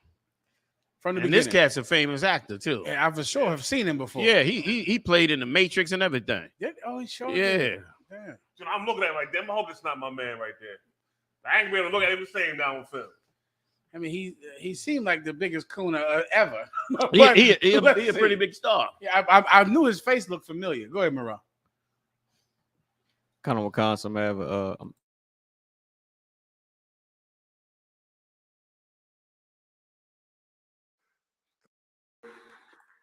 Brother Grand Basileus, the Grand Basileus, all the members of the Pan-Hellenic Council, I am honored to be here at the request of Brother Charles Bruce, and who's running for a particular office, by the way. And Brother Jordan just mentioned that, that we have a problematic leader of the country, but I know that there is leadership potential right here. And if he decides to run for a higher office of the land, for example, I'm sure he would provide great leadership there too. But I want to tell you that I am honored to be among you, and I was very struck by the words of the councilman, Brother Jay, who said, Brother Jay Banks, who said something about that we all have something in common, which is the color of our skin. And I noticed something, Brother Grand Powell, that it says on that Divine Nine, there's 9 fraternities and sororities, but there were 12 tribes of Israel. And it occurred to me, just sitting at my table there, that our work is not done. There were different tribes that held different powers and different potentials and different tasks. And our work is not done. So we all have to come together, and we will, I'm sure. But I want to encourage you and say that there's more to our story than our struggle. There's more to our story than slavery and Jim Crow and servitude. My mama was a maid, but that's not her whole story. My mama, when she was 14 years old, went and got a job. My daddy died before I was 2 years old. There was more, and he was from right here in the Reserve, Louisiana. But there was more to his struggle than the problem. His story and our story, it should be urgent that we tell it. Now remember, it's 9 of them, and all they care about is the color of their skin. But there's more than, there was 12 tribes of Israel, and we're more than slavery. We're more than Jim Crow. This is the Grand Snake trying to bring in white people as if they're other tribes of Greek fraternities. Wow. Like that's the end game on everything that black leadership does. The end game is, and we should stop calling it unity. We should start calling it what it really is. The return to slavery. That's it. That's what Martin Luther King did. Martin Luther King took us off the path and trajectory of becoming strong as a people and sent us back on the path and trajectory to back into slavery, which is exactly where we ended up right now. Here we are some 50 years later, and look at our condition, because we've ended up right back. We've ended up worse than where we started out. And this beast has come up with even better devices to put us down and to keep us back into that slavery, man. Please, you die. Give me that story of the prodigal son. If y'all don't mind, y'all don't bear with me for a quick second. Let me just read this, because the Lord was showing me this the other day. I'm looking at this thing, and where you at? Tell them where you at. I'm at Luke chapter 15 and verse 11. And the Lord really showed me, man, that we are such a blind people, and the job of a prophet. Like, I understand why Christ is going to give you a crown when he returns. I understand, like all the movies you ever watch. Star Wars, at the end of Star Wars, where they give them the awards, at the end of a Lord of the Rings, at the end of so many movies, they show you your reward for your hard work and sacrifice and suffering, and how you're going to be crowned and blessed. Well, brother, that is going to happen. I guarantee it to the prophets of God. And it's going to happen simply because the job that you are set out to do is enormous, by using your voice to turn our people from such a deep darkness, man. Read that for me, Luke chapter 15 and verse 11. And he said, a certain man had 2 sons, and the younger of them said to his father, Father, give me the portion of the goods that falleth to me. And he divideth unto them his living. And not many days after, the younger son gathered all together and took his journey into a far country. And he said, young son, meaning he was the inexperienced one. That's us. We that young son, inexperienced, and running out here on a long journey thinking we could do something by joining these other nations. That's what this young son did. And it was sad what happened. Go ahead, sir. And there wasted his substance. And wasted his substance. That was us. We wasted our whole, the so-called Jews sitting up there enjoying our substance. They said that, was it this week or last week, that the so-called Jew was spotted celebrating and putting out racial slurs in their celebration. It was this week. Got it, yeah. It's in the stories? Oh my God, we got to get that story. They were celebrating themselves, and they didn't give a damn. They was putting out straight up racial. They weren't even hiding their racism. Like, we squandered our inheritance and got nothing, and now we trying to be goddamn Greeks and follow the king goddamn snake. And some dumb, stupid philosophy from some dumb preacher who just wanted to be around white people, who we allowed the white man to make great and famous and give him a goddamn holiday and a statue in Washington, D.C., made by a Chinese man, no less. And we celebrating that nonsense like we on to something. We that dumbass child, man. We that dumbass child that refused to follow our father's inheritance, man. We squandered it, man. We squandered. And let me tell you something else, too, if I could. I know I'm running, but bear with me. The Lord said this, man. Moses said, oh, man, let me catch it. It just slipped out of my head. It got away. I had to come back. It was a good one, too. It was one of the ones that tastes good in your mouth, but it got away. It'll come back. Go ahead. Probably Rob talking too goddamn much. That's what it is. Come on. With riotous living, and when he had spent all, there arose a mighty famine in that land. Right. That was us. That was us, man. We, with riotous living, we turned our back on our own laws, statutes, and commandments and lived the life of these heathen. And that famine is them nations robbing us down to the bone, to the very bone. Just Wednesday, was it Wednesday or Saturday? One of these days, we was bringing out about how Bill O'Reilly was bringing a report out about how all the other heathens, I think it was Saturday, Meshachanim was bringing it out, how all the heathens, they came out with a list of all the heathens that made more money than even white people in America. that by ethnic group, they making more money than white people. And over the top of white people. And guess how they making the money? Off of us. Off of us. And they making more money than white people. By identity. They brought it out Saturday. Go check out blackwatch.news Saturday show. Go ahead, real quick. Let y'all back in. And he began to be in want. And he went and That's joined. us. Hold up. Don't rush it. He began to be in want. We in deep want. We don't know how to get off of drugs like y'all was bringing out. We don't know how to get our situation together. We don't know how to stop black violence in the street. We don't know how to do none of these things. We don't know how to put our families together. We don't know how to do none of this. We acting like we know how to do it. We don't know how to do none of it, man. We don't know how to get off drugs, do nothing. Build families, we don't know how to do none of that. Sitting up there listening to the slave master pretending that we done been emancipated and we intellectual now and we know how to do this and do that. You only know how to do two things: sell dope and swing on a pole. That's all you know how to do. You don't know how to do a damn thing else unless you return back to the Most High. And your church certainly is not helping you learn it. Not the home of the down low. Not the inventor, not the inventor of the down low. Don't tell me that's where you're going to learn how to put yourself back together. Come on with it, warrior. Khan, sir. And he went and joined himself to a citizen of that country, and he sent him into the fields to feed swine. That's us. Like Christ was cold. You think Christ was a soft-ass nigga, man. Christ was cold. Said you join yourself onto the heathen and he sent you in the field to feed swine. This is royalty we talking about, huh? This is a cat with an inheritance, wealth, power, prestige, honor. Father got servants.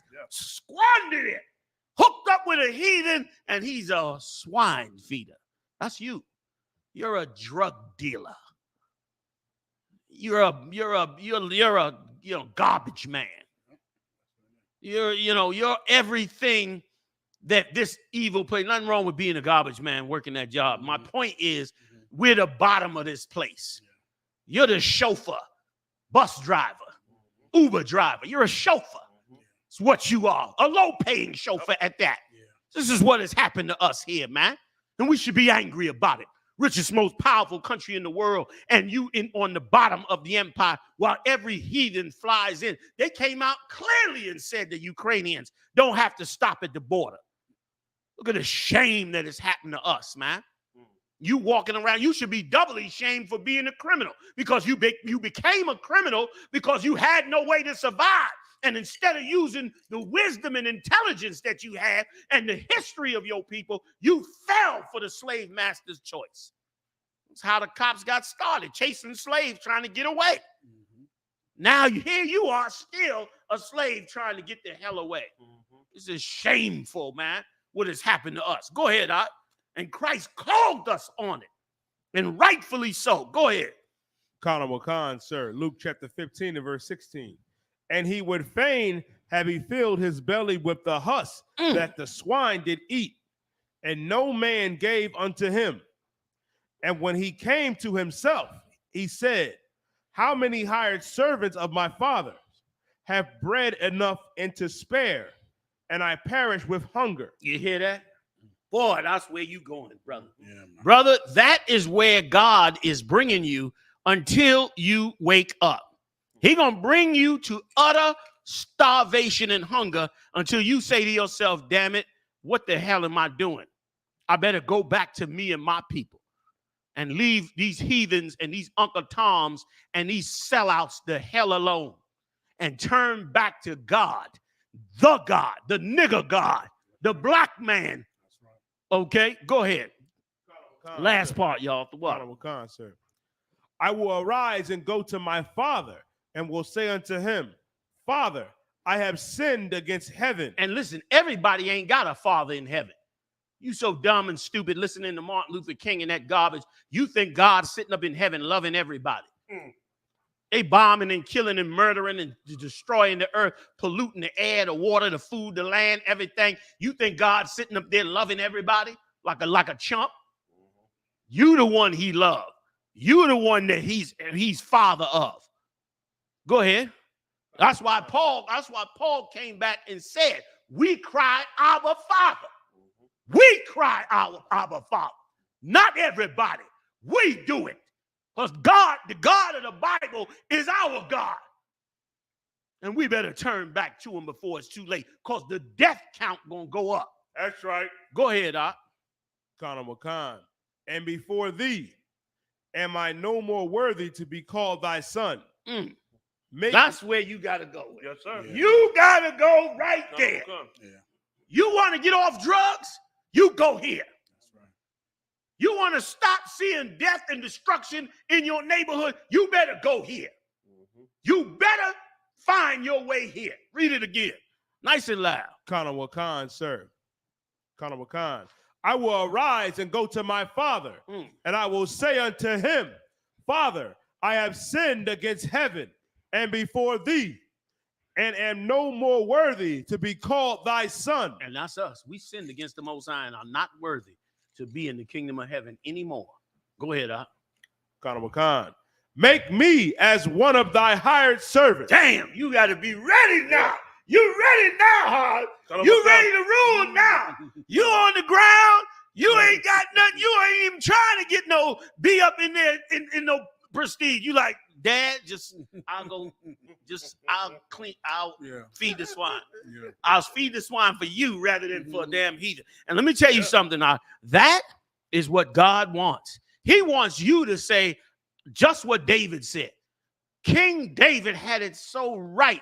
He said, I'd rather be a doorkeeper in the house of the Lord than a servant in the house of the heathens. I'm paraphrasing. That's right. Like, that's what David saw. Right, and boy, if you put that in you, if you say to yourself, I'd rather be nothing but in the kingdom of heaven rather than be the president of the United States. I'd rather that. Then guess what? When Satan come to tempt you like he tempted Christ, you won't flinch at taking that temptation. That's right. You will turn your back on it and say, I'd rather not have a damn thing, man, in Christ's kingdom, man.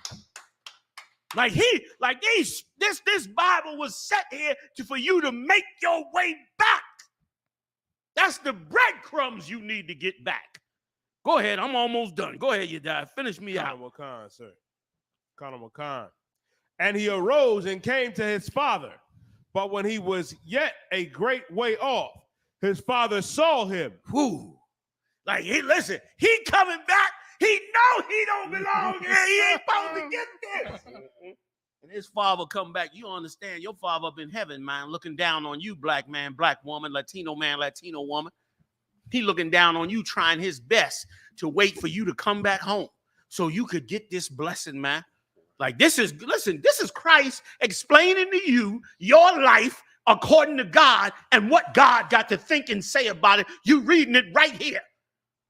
He said, while his son was afar off, he hadn't even got to the house yet. What did he do? Go ahead. Khan. His father saw him and had compassion. The scripture said the Lord's greatest attribute is mercy. That's right. Yeah. Mercy. The Lord gave David an option. He said, I could let you fall by the hands of the heathen, or you could fall by my hand. He said, I'd rather fall by God, the Lord's hand. I'd rather not fall in it, right or wrong. I'd rather not fall in the hands of the heathen. I'd rather fall in the Lord's hand. Like, that's a man of God. That's where we got to go. And listen, and he going to wait till you starving and feeding the pigs. Or you can get right now and we can get the hell up out of here and go back to our father's house. Right. Go ahead, Doc. Khan. And ran and fell on his neck and kissed him. And the son said unto him, Father, I have sinned against heaven. That's it. You better understand that your life in America, I don't give a damn what you got, is a life of a sinner, man. A life of mistakes. A life of hell. And only the Lord through these scriptures can pull you up out of that hell and return you back to who you are. And he gave the orders to the I.S.U.P.K. for us to carry it out, to make sure you get that message, to make sure you understand the Lord's will. Is that it on it, Doc? Go ahead, finish it out for me. Khan. And in thy sight am I no worthy to be called thy son. That's something. That's something. You better understand you ain't worthy to become the children of the Lord. Yet the Lord is merciful on us. Christ told our people when they were coming up against him, he says, say not how it go, because you are Abraham's seed. Remember, he was like, don't go there. Don't trip on whose seed you are. If you up here sinning and wicked and evil, don't trip on that. Find yourself unworthy and come and serve the Most High. And watch your life change, man. Watch you get them kids off of drugs. Watch you win all day, every day by the grace and mercy of the Lord. That was it. Ooh, the water got me through it. Damn right. Go ahead, you done?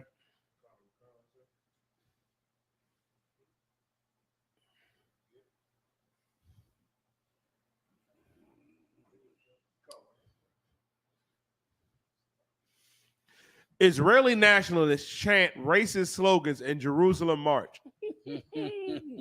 Go ahead, read some more. Khan. Thousands of Israeli nationalists, some of them chanting death to Arabs, paraded through the heart of the main Palestinian thoroughfare in Jerusalem's old city on Sunday. Now they coming with how they really feel.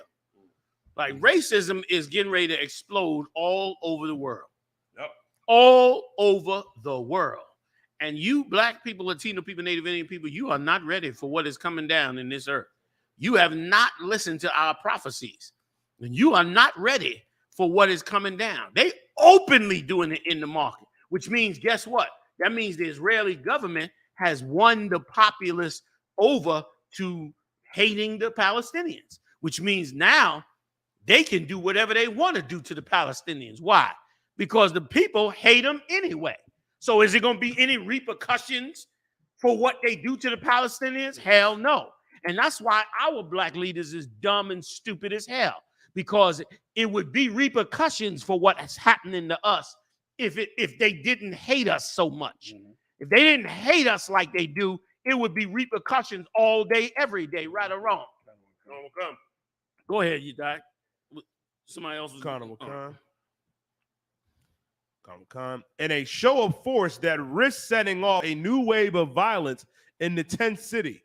The crowds, who are overwhelmingly young Orthodox Jewish men, were celebrating Jerusalem Day, an Israeli holiday that marks the capture of the old city in the 1967 Mideast War. In other words, they celebrating that they destroyed them Arabs and pushing racial slurs. Well, guess what? That happened here. Just happened last summer with the Edomites down there in where were they at? Where they had them tiki torches at? Charleston, Virginia. South Carolina. You're right. They said you will not replace us. Yeah. They was marching with them white supremacists. Was marching with them tiki torches. That just happened. And you walking around acting like the empire just love you. I bet you them Palestinians ain't sitting over there thinking the empire love them. They wake. They understand what the hell is happening. You die. Please, what, say again? Y'all, we done on that? Is that it? I think that's it. That's it. Next. Let's go ahead to that.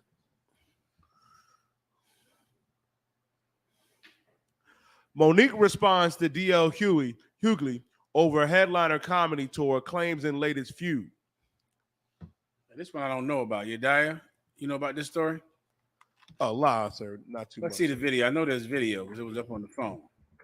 Just briefly, Monique been blackballed for years from Hollywood and making movies and making money, and she blames Oprah, Tyler Perry. She blames a couple other cats, Steve Harvey, DLHughley. She blamed all them for selling her out and not backing her up to fight against the industry. So now she's uncanceled, or something happened recently where they starting to hire her and give her shows again. I can tell you what happened. 50 Cent. 50 Cent went and put it out there and was like, yo, man, I want to rehire Monique. What's up? He had to, and the fact that he had to do that. Once again, boy, you black leaders, you black leaders, the day gonna come where no matter how powerful you get, you're going to have to answer to the prophets and the priests, who are also going to be the judges. And you're going to not be able to do whatever the hell you want to do. How you going to blackball a sister?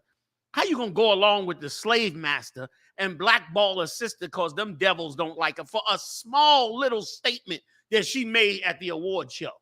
For a little ass statement she made, y'all blackballed the sister, man. You understand? Which was ridiculous, man. You should have circled the wagons. You should have circled the wagons and pushed. She lost millions over the last decade. Now, what did she do? What did she say? All she said was at the award show, she said, I want to thank y'all for not, I'm paraphrasing, for not, voting against me because I'm black. You know what I mean? Like she was actually thanking them. But they looked at it, they was slighted by it. And they blackballed her after that. And them nasty homosexuals who was all up in there, they began to all disrespect. Now, baby, when I tell you my heart is... And they blamed her, and that was it. That was the last you heard of her when she was a big star. She had that TV show. Oscar, I know that. Right. You know what I mean? And so, you know what I mean? And that was their way of blacklisting her and blackballing her. They never liked her too much anyway, but none of the black producers and directors would give her another shot because they didn't want to be, she was on the list. Yeah. But then Stan Lee, one of them, right? Yeah, that sodomite. He was the main. Lee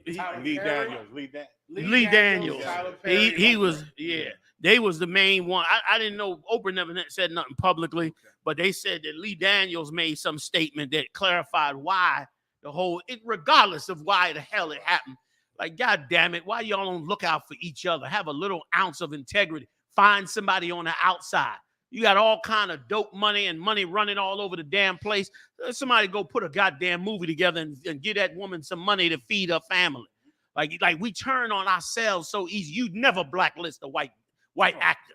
They'd have to shoot you in your mansion for you to blacklist one of them white actors and actresses, man. And so 50 Cent decided he was going to go ahead and put her back on and get her back working. But even he had to make a public statement like, I'm going to let Monique back in, y'all, all right? All right? Even he had to halfway plead her cause before he could even put her back to work. But go ahead. I didn't mean to cut the story off. And so she back, and she totally ain't lose a beat. She went right in on Oprah, Lee Daniels, Tyler Perry, Steve Harvey, who was her buddy. You know what I mean? Sold out. I saw the interview they did back in the day, and she was letting Steve know to his face, but brother, calling him brother, but you ain't done shit for black people. You ain't doing nothing for me. Halfway, like went at him on the show, and he just smiled. But listen, his teeth got bigger. You know what I'm saying? Teeth grew a little bit. And so, but that DLHughley, of course, she gave it to him all the way. His family, his rib. Oh my God. About what? What's she mad at him? Because she said when they first started doing it, she was a headliner of a show, and he told them he was part of the show, and he told them I ain't coming out if she the headliner, if she got to do that. He wanted to be the headliner. Yeah, and said he wasn't gonna perform. She said, "Nigga, you was on. You started. What's the beginning? You got the headline at the end. Finish." The first one, I forget, it's a word for the first performer. Open. So you open for the Kings of Comedy, nigga. I finished for the Queens of Comedy. And went and all that there, and just went. It's red. What she said? What she say about his wife? She said called him a faggot for homosexual. Excuse me. Said DL. I always wondered what that meant. DL. I mean, I feel bad for his wife. How she gonna blow the ride of a coward? Oh, I can't believe she blowing the ride of a coward. This is recently? This is recently. Well, she ain't gonna get one job. I guess she said to hell with that career. She just rather give it to him. I can't be mad at her for it. You know what I'm saying? I was like, I gotta give her one of them security jobs. I was like, I got a security company. Monique will be down there helping you out.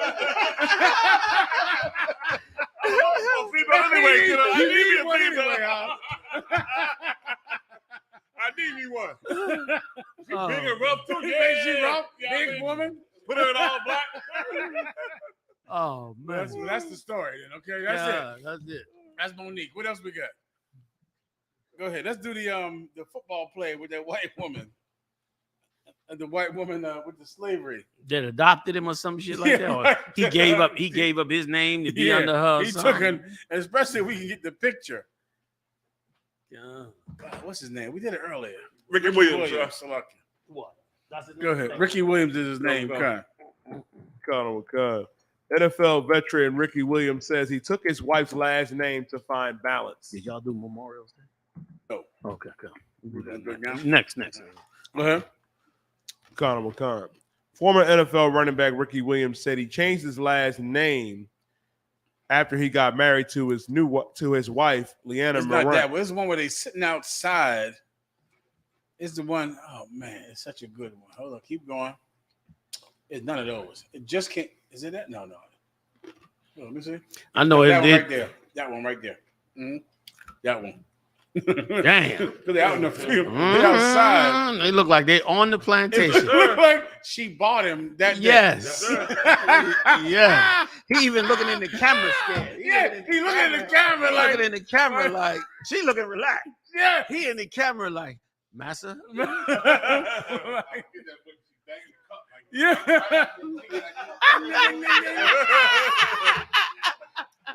I mean, man.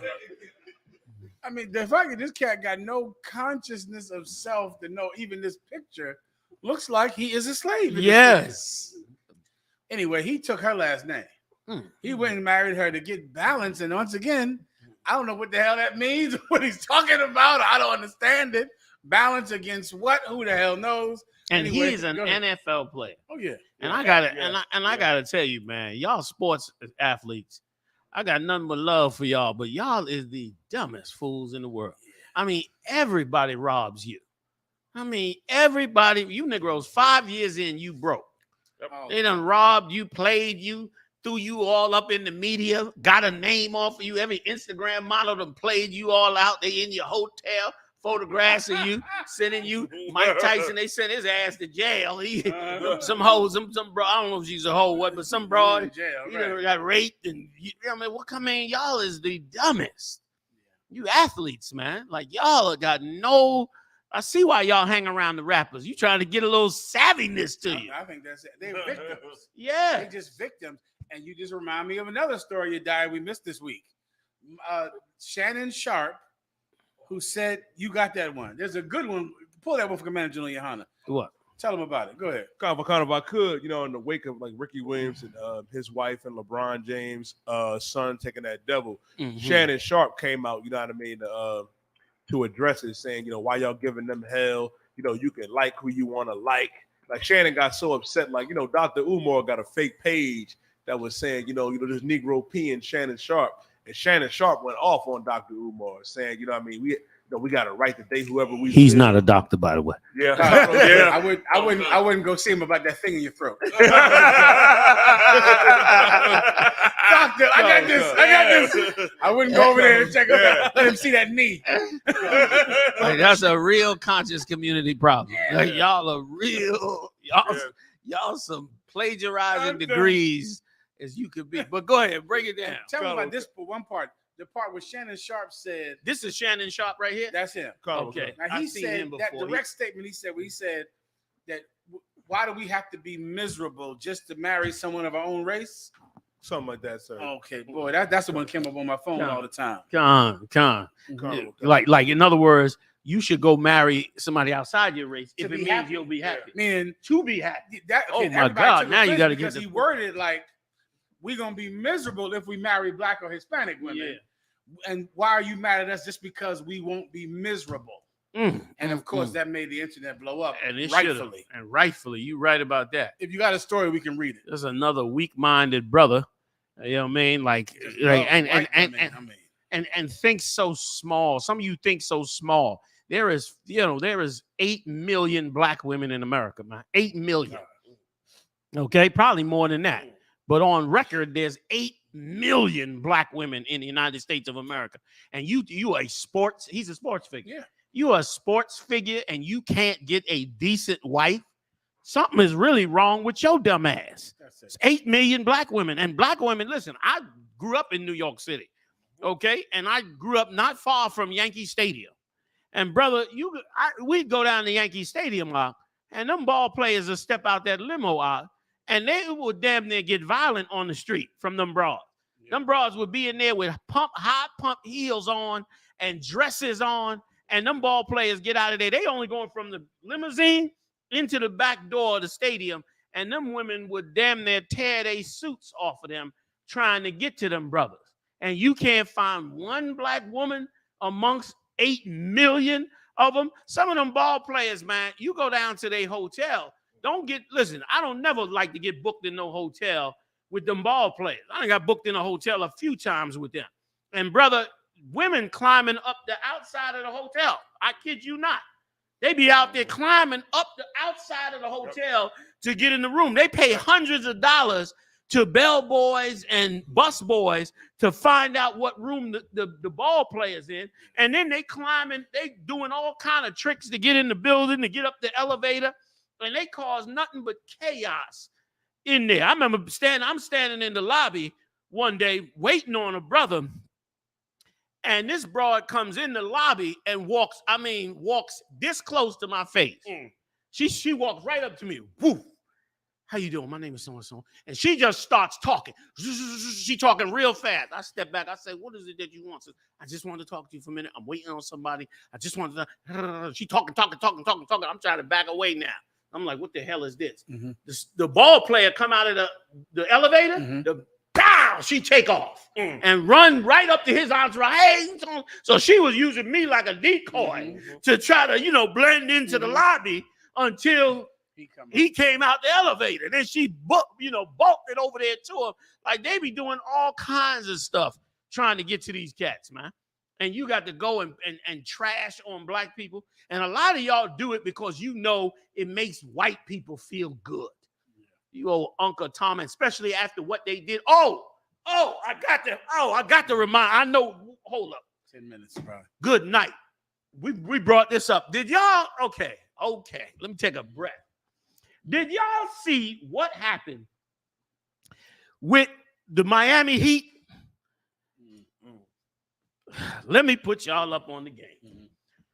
This week, the Miami Heat, right before the game, when both teams was lined up, both basketball teams was lined up, the Miami Heat came over the loudspeaker in the arena and said, ladies and gentlemen, I'm paraphrasing, this is the number to your local congressman. Please call your local congressman and tell him to do something about the gun violence going on, blah, blah, blah, blah, blah, blah, blah. I was flawed. I asked people about it. They was like, I don't get it. I said, you don't get it? You don't understand what's happening? When Colin Kaepernick and them took a knee for them killing us, they went in an uproar, said it ain't supposed to be no politics in here. Right. But now that there's mass shootings, something white people scared about, now all of a sudden they can go on the loudspeaker, stop the whole goddamn game, and say to call your congressman. Well, what about when Colin and them was complaining and LeBron and them was complaining about killing us? Nothing happened. Nothing happened. I saw it out. I was flawed. I could not believe. I looked around like, what the hell? I can't believe people in the sports bars like, oh, yeah, that's a good idea, I'm saying to myself, well, it was just a minute ago we were saying, stop killing us. We started taking a knee. They made an uproar, locked them brothers out, got rid of him. Remember that? Burning jerseys, burning sneakers. It was all hell break loose. No, we don't want politics. This ain't the place. This ain't the right forum for that to be expressed. Meanwhile, mass shootings start happening that white people worried about. And basically, so the Democrats can get guns out of everybody's hand so they can destroy the financial base of the Republican Party, because they don't give a damn about whether you got a gun or not. They care more about just destroying their base. Just like the Republicans could give a damn about abortion. They just want to destroy the Democrats' base. Correct. So they in the arena, just flaunting it like it wasn't no damn problem. I had to just bring that part in because it was crazy to me that even went on. So how you sports figures going to allow them to do that now? After Jay-Z went and sold himself out to try to bring back some blackness to the NFL, You understand? After he went and danced the jig, okay, to cool everybody out over the beef. Now they turn right around, and when it come to an issue they want, they protesting why the sports figures ain't walked the hell off the line then, and why we didn't complain then about it. That's what the hell we should have been doing. It was ridiculous that they did it, and then somebody else did it right after that. It was 2 teams that did it. I saw the Miami Heat, but I forget who the other one was. But that's it. I'm off of it. Can I say one thing, sir, to back you up? And how hypocritical is it for people like Shannon Sharp and for this football player and that football player to tell you to go to a HBCU, support black businesses, and then to still marry a white woman? Like, they're the business, and this white woman is going to get half of every penny you have because that devil is going to leave you. Yes. She's going to divorce you. Yep. And how hypocritical. If you ask Shannon Sharp, what do you think about HBCUs? He'll say, support black colleges, support black businesses, but marry white women? God damn, how much money are you giving her? Right. Yeah. What are you giving a black business? You buy a plate of soul food, you give them, what, $20? Jesus You're going to give this dog $20 million. You should support black women. You should support Hispanic women. You should only have sex with them. You should only share your money with them, because otherwise, how can we have anything to give to black restaurants? Yes. If your white wife has all our money. Yes. Salaki, Memorial Day, you probably wouldn't do and yeah, but just to add to what you said, and here's the thing that doubly pisses me off, is you ain't getting rich white women. Nope. Oh my God. Like, if you was getting a rich white woman, I'd be like, okay, well, maybe it ain't that, maybe it ain't that many. No, it'd still be wrong. Right. But it would, you could at least say to yourself, well, maybe it's not that many rich black women, so they trying to get rich white women to keep the money in pocket. Something. But you go, like you said, you go get up like Tiger Woods and go get a poor white woman, and she rob you blind at the end, when you could have gave that to a black woman and let her rob you blind if it was going to be a rob. You know what I mean? Like, and damn near every ball player should just say, I'm getting ready to make $100 million, but I'm going to be robbed. Yeah. You understand? All them bras and robbed them. What's his name? The old light-skinned one, his wife just left him. You know, light-skinned one, real good. Is it Kerry, or one of them? Steph Curry? Not Steph Curry. One of them, their wife just left him. Yeah. Here's his cat. They said he make a ton of money, this cat. Yeah. And his wife left him. He looking like Captain Dummity Dum Dum. Yeah, man. He about to turn over about $60 million to her. She's out hoeing, just like Kanye West. Kanye West. Listen, that disgusting. Listen, that piece of garbage that Kim Kardashian's with. Listen, I'm praying for the babies. I'm praying for Kanye West babies. This old psychopath got their names tattooed on his neck. I'm praying for he's a schizophrenic, suicidal, drug addict. Yeah. And Kanye West has 2 kids with her, which means prenup or not. No, he got more, don't he? At least I think 2. he got 4. Is it 4? Oh my God. Huh? Okay, there ain't no prenup for child support. No. That's a judge's order. Yep. So even with a prenup, 4 kids are. Is it 3 or 4? How many it is, y'all? They gonna find it. Go ahead, General. Sure. Can you imagine how much money Kanye West has to give that devil for 4 kids? He's going to give her $500 million. Easy. $500 million, which means that white boy gets to have, that's his money. Yes. And any of you brothers out there, you sitting up on some brother's couch right now, your wife has another man on child support. You know how good that money is, don't you? Because she has him on child support. You watching that TV, sitting on that couch, driving that car, right? Well, imagine what Pete Davidson is going to do. He's going to sit in some mansion on an island somewhere with no name. Yep. Because Kanye West has 4 kids with this white woman, and that schizophrenic drug addict is going to enjoy $500 million until he commits suicide. Listen, which will happen eventually. Pete Davidson will just commit suicide eventually. Brother, I'm praying. Sorry to cut you. Please. I'm praying for them babies out, because that sociopath, I could not see him around my child at any time. Go ahead, you die. He had a joke that he got in trouble for a year or 2 ago about wanting to give fellatio to a baby. And Kanye, let me tell you something. Play with fire if you want to. Play with fire if you want to. Become a multi-millionaire, okay, kicking off your career with a song saying it don't matter what color Jesus is. Marry you, I don't even know what she is. She's a mutt from Europe somewhere. You marry her, have 4 babies by her. You rich, powerful, got butlers, limo drivers, mansions, private jets, everything. And this broad take your 4 babies from you and move a sociopath in the house that tattoos your baby's names permanently on his neck. Brother, Kanye, what you think he needed some medication before? Yes. He needs some real medication now, because that right there, that takes you can go off the cliff on that. You can definitely go off the cliff, and it's also why this empire is so evil.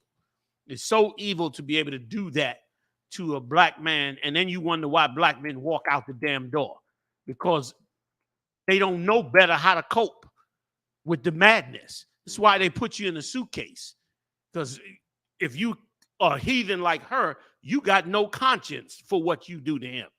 It don't even register to you what you doing to him by having. You supposed to tell that cat not to tattoo your baby's names on his neck. Meanwhile, you go ahead and do it like it's no problem. To me, that's now, you know, I don't like Kanye West. I don't like that song he made. He ain't never vibed with me since that day. Since he made that song, we was in the heat of it back then too. We out blazing on the street trying to bring this truth out. I don't care what his facial features are. I said, this nigga, man, this old church-going simpleton, gonna sit up there and slander Christ's name right when we trying to wake the brothers and sisters up to Christ's name. So I ain't never had a good taste in my mouth about him, but I sure feel for that brother right now, because them 4 beautiful babies that he done had with a heathen is now in the hands of this heathen. And so you know he went and showed the kids. You know he went to the kids and said, "Look, see, this is your name. Look how much I love you. I heard. Look how much I love you." I heard. And that multi-millionaire brother right there is turning in his bed every night, being stripped away from his 4 babies and in the hands of that monster. You got all that wealth and power, and you can't do anything to secure your own babies. Like, this is the hell of this empire. Why everybody should come back to the truth and be down with the truth. And let me say this too, man. Everybody pay your tithe. Y'all done got slack on them tithes. Everybody pay your tithe. Big shout out to everybody that did pay their tithes and continue to pay their tithe like you should. Those of you who have not, you better get back on your game. Bring the tithes into the daggone treasury, man, so we can get these things that we doing done. Join us every Monday night, Wednesday night, and Saturday night right here on the BlackWatch.News channel, where we kick it live strong. Big shout out to the heavy hitters in the building with us tonight. What's coming up? Anything? Chicago. Go Chicago. ahead. You guys should go ahead. No, go ahead. And a lecture with Captain Kapaj that they're doing over there. When and where? Drop it. I'm not sure, sir. Salaki. Okay. But it's going down for World War III lecture, if I may. Okay. Well, we got to look into it, figure out when that is. The fire weekend coming up with Captain Malquad, Salaki. That's blank right there. With Captain Malquad out there in Chicago with the big hitters out there. They're going to be coming through. That's going to be a big event. Everybody will be out there on deck. I'm going out to that magnificent mile. Boy, I'm going out to that. I'm going to get me a taste of that magnificent mile. I'll be out there that Saturday, 3 p.m., blazing on the streets of all that wealth and power while Chicago burns that they got going on out there. So, Chicago, I think this Thursday. D.C. General Muhammad, go ahead. You want to call it? in D.C. this Thursday. General Muhammad in D.C. this Thursday. Make sure y'all come out and check him out this Thursday in D.C., holding it down like he always does. Anything else? That's it. With that, I'll see y'all next time live on the UPK. Big shout out to Mariah Dyer, Ibad, holding it down as usual, man, making it happen. Big shout out to Napatazar, doing it so strong for us. Keep it up, Napatazar, and congratulations. Has he been raised? Zion. Big congratulations to Captain Zion. Raised up to 10,000. Doing like you do. We'll see y'all next time live on the UPK, y'all. Shalom. Shalom, man. This is the all-black party, man. I.S.U.P.K. Israelite Student University Preston College, formed by the West 1 to 250. All of New York under command of GEN.YAHANNA. We are the home of the truth. Right here, the truth right here. This is real brotherhood. All-black brotherhood. Black Hispanics, Americans. It's home, baby. Let us give all glory and praise unto the Most High and our holy King.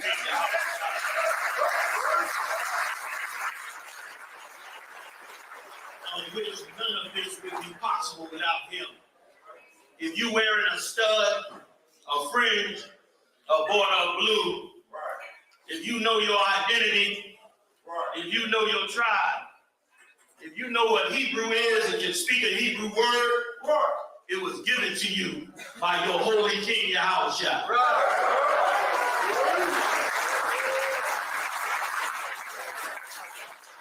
King David said he would rather be a doorkeeper in the kingdom of heaven than to be anything else in this world. I'm paraphrasing. Our King Yahushua has used us just as he ought to, like a bunch of screwdrivers and wrenches and tools to build the greatest kingdom on the face of this earth. And through the mercy and grace of the Lord, we will build this kingdom now.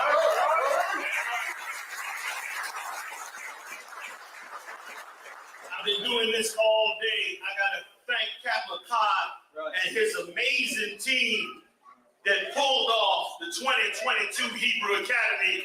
Y'all did an amazing job.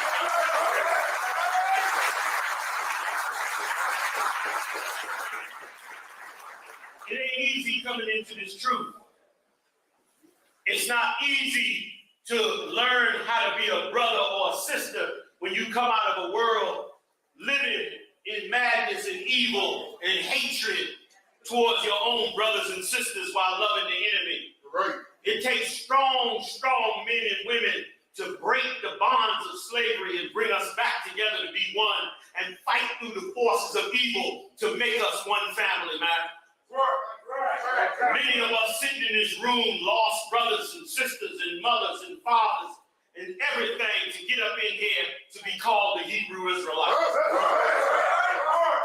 Many sacrifices was made for thousands of years for these records called the Bible to be preserved, man.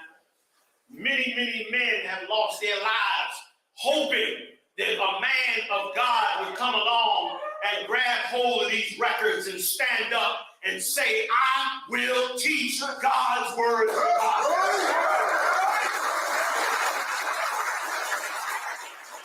And if you stand up and saw that Hebrew Academy, it almost brought me to tears. I can't understand what the hell you doing in this room, goddammit. And worse than you in here, what the hell am I doing in here? Somebody forgot to show me the directions to my grave, to my jail cell, to my crack house, to my murder victim. Instead, we found the truth and found a path to fix what was broken, to fix what they said could never be fixed. The 12 lost tribes of the children of Israel. And these men that we will honor today, these precious men, these precious men of God who sacrificed all that they had to get through this academy and to become men of God, they deserve this honor tonight. They deserve this honor with extinction. And with that, I just first want to say congratulations to all the generals of the I.S.U.P.K.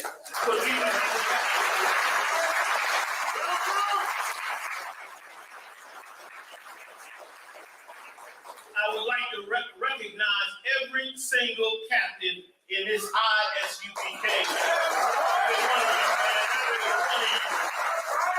Phenomenal bunch of brothers and sisters. And for every officer, every trooper, every sister, every child that follows these men, I honor you so greatly today. You have given hope to the hopeless. turned darkness into light. You've opened a path for brothers and sisters to see their way out of the